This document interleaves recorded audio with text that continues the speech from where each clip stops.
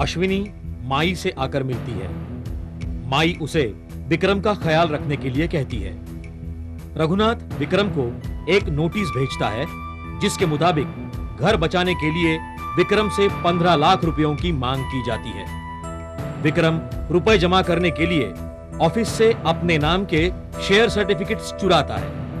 रघुनाथ को जब इस चोरी का पता चलता है तब वो इंस्पेक्टर सामंत को साथ लेकर विक्रम के घर पहुंचता है, लेकिन वहां पर विक्रम के बीमार होने के सबूत पेश किए जाते हैं। रघुनाथ बौखलाया हुआ है, तभी उसे यशवंत राव का फोन आता है। यशवंत राव रघुनाथ और कृष्णकांत से यूनियन लीडर के ओहदे की मांग करता है। सारे फैक्ट्स हमने आपके सामने रख दिए हैं। हम लोगों का यह दावा है कि इस किस्म की फैक्ट्री इस शहर में ही नहीं बल्कि इस देश में भी नहीं होगी। लेकिन क्या इस टाइप की कारें हमारे रास्तों के लिए सूटेबल होगी? Why not? आजकल हमारे नेशनल हाईवेज भी काफी सुधर चुके हैं। हाँ, और फिर हम दोनों किस्म की बॉडीज इंट्रोड्यूस करेंगे, एक फैमिली कार और दूसरी cross country. Okay, let's talk returns. Sure, आपकी फर्म हमारे साथ पार्टनरशिप में होगी जब तक आपके पैसे रिकवर नहीं होते तब तक। Well, excuse me mister Kapoor, would you mind if I ask कि आपके फादर की company I mean GK automobiles का इस प्लांट में क्या रोल होगा? एक्चुअली देखिए, हमें ये जानना जरूरी है कि आपके फादर की कंपनी इस प्लांट में कितना कंट्रीब्यूशन देने वाली है। ना के बराबर। क्यों? क्योंकि हमारी मॉडल्स नए जनरेशन के लिए बनी हैं और हम क्वालिटी पर कॉम्प्रोमाइज़ नहीं करना चाहते। गजेंद्र नाथ जी के बेटे होने के नाते इनकी सबसे पहली एम्बिशन यही है कि ये मार्केट में अपना अलग वजूद बनाएं। Oh, I C.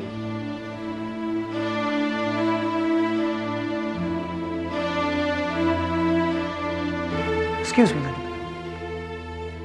Fine, can we see the paperwork?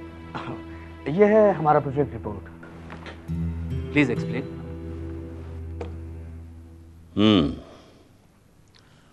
हड्डी फेंकने से पहले एक बार सोच लो, कल उठकर कहीं हमें ही न काट ले।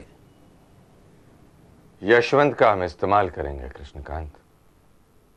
पहले सामंत का शक दूर करेंगे, फिर वर्कर्स को अपने विश्वास में लेंगे, और फिर अगर यशवंत हमारे काम का रहा तो उसे हम अपने पास रखेंगे या फिर उसे मुनव्वर के पास भेज देंगे।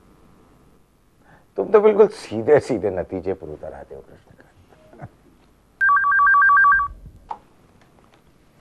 Hello. Hello, good afternoon sir, this is Thakur here. Good afternoon. कहो, सब ठीक तो है ना? ठीक है सर। सर, एक इंक्वायरी करनी थी। Yes sir, mister Vikram Kapoor यहाँ आए हुए हैं किसी प्रोजेक्ट के फाइनेंस के सिलसिले में। हाँ, तो सर, वो उनका कहना है कि इस प्रोजेक्ट का आपकी कंपनी से कोई लेना देना नहीं है। वो इस प्रोजेक्ट को इंडिविजुअली हैंडल करना चाहते हैं। So I just wanted to clarify if there is any problem. अब क्या बताऊं आपको ठाकुर साहब, बच्चे मेरे पास भी आए थे, बिजनेस के लिए पैसे मांग रहे थे, लेकिन सिर्फ पेपर वर्क करने से बिजनेस खड़ा थोड़ा ही हो जाएगा। एक्सपीरियंस भी तो कोई चीज होती है। एक्सपीरियंस तो तभी होगा ना जब हमें मौका मिलेगा। एक्चुअली स्पीकिंग, हमें आपसे गाइडेंस चाहिए। We need your help. I am impressed with the paperwork mister Kapoor. Thank you. आप लोग इस इंडस्ट्री का फ्यूचर है। हमें आपको फाइनेंस करने में खुशी होगी, थैंक यू सर। लेकिन हमें सोचने के लिए कुछ वक्त लगेगा। ठीक है सर, ऐसा है तो फिर हमें सोचना पड़ेगा। देखिए मिस्टर ठाकुर, मैं आपको एडवाइस नहीं करता। ये विक्रम कपूर की personal problem, ego trip. He needs power and nothing else. He's a good businessman. अगर आप किसी की पर्सनल प्रॉब्लम को भी फाइनेंस करना चाहते हैं तो मुझे क्या इतराज हो सकता है? Thank you Ranganath ji. Sorry for the trouble. It's okay, thank you.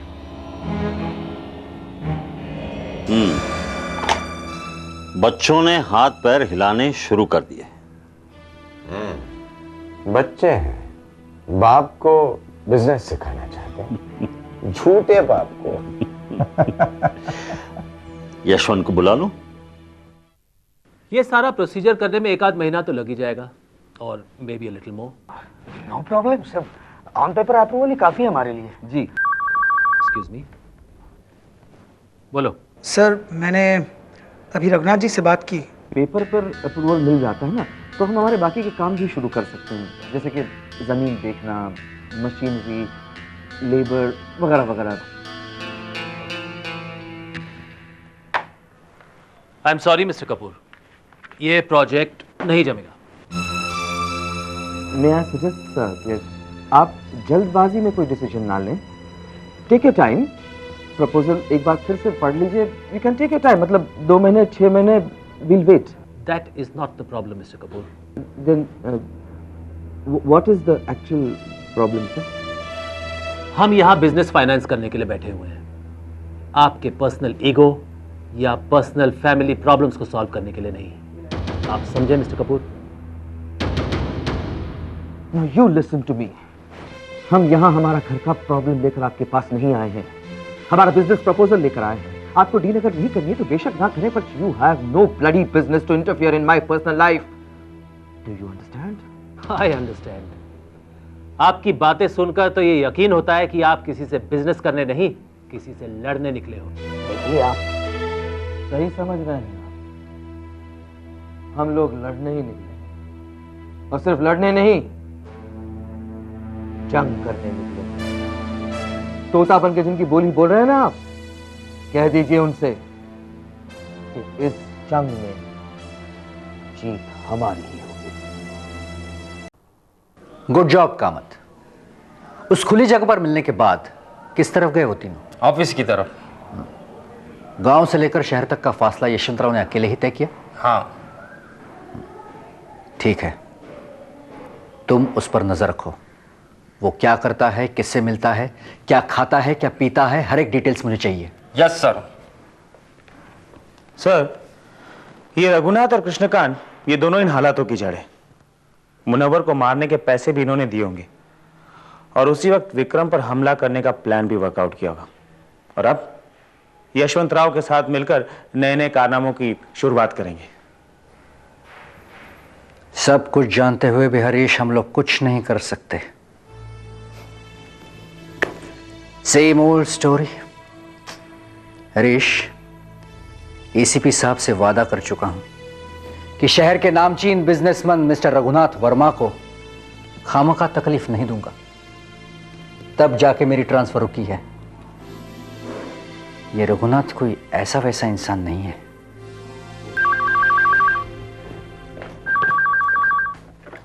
Sub inspector Harish speaking. सामंत साहब हैं? आप कौन बोल रहे हैं? मैं रघुनाथ बोल रहा हूँ। Just a minute sir, mister Raghunath. 100 साल जिएगा ये आदमी। हेलो।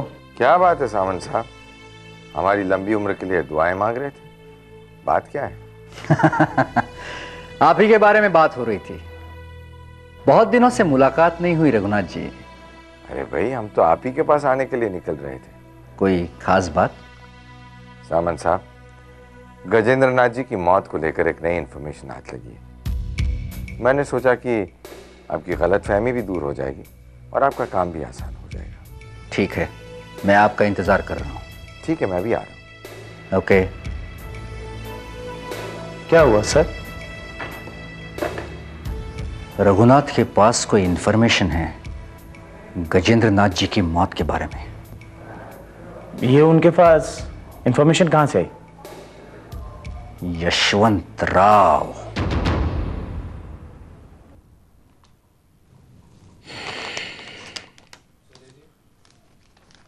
असली हैं, गिन भी लो।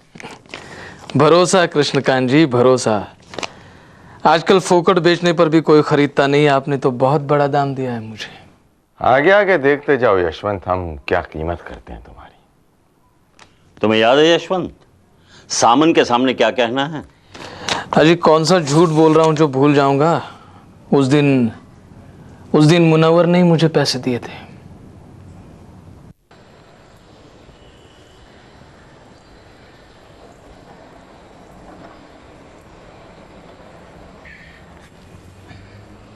यशवंत, तुम जानते हो तुम्हें क्या करना है। ना कुछ बोलना है, ना कुछ सुनना है, सिर्फ इशारों को समझना है। और हाँ, आज के बाद तुम इस इलाके के आसपास भी नजर नहीं आओगे।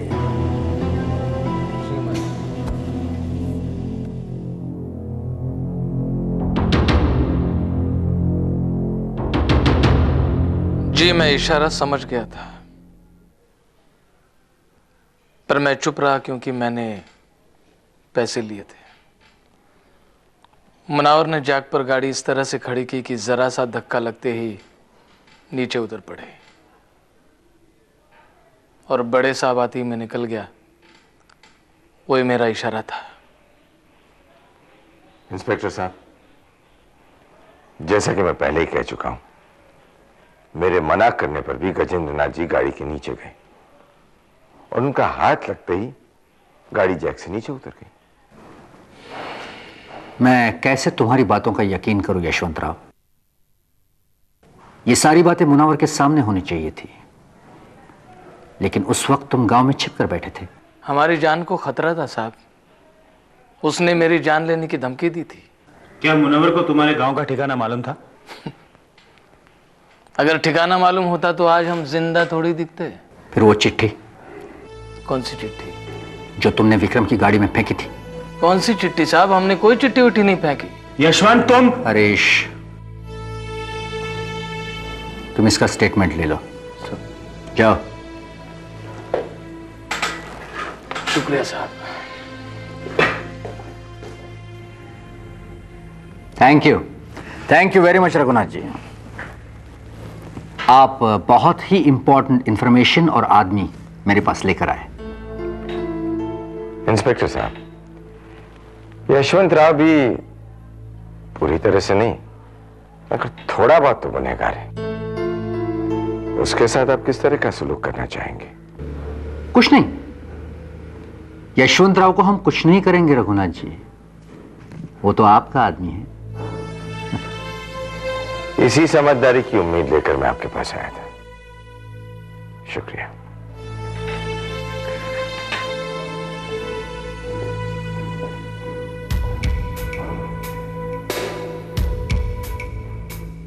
झूठी उम्मीद लगाए बैठे हैं रघुनाथ जी, लेकिन कब तक? प्रतिशोध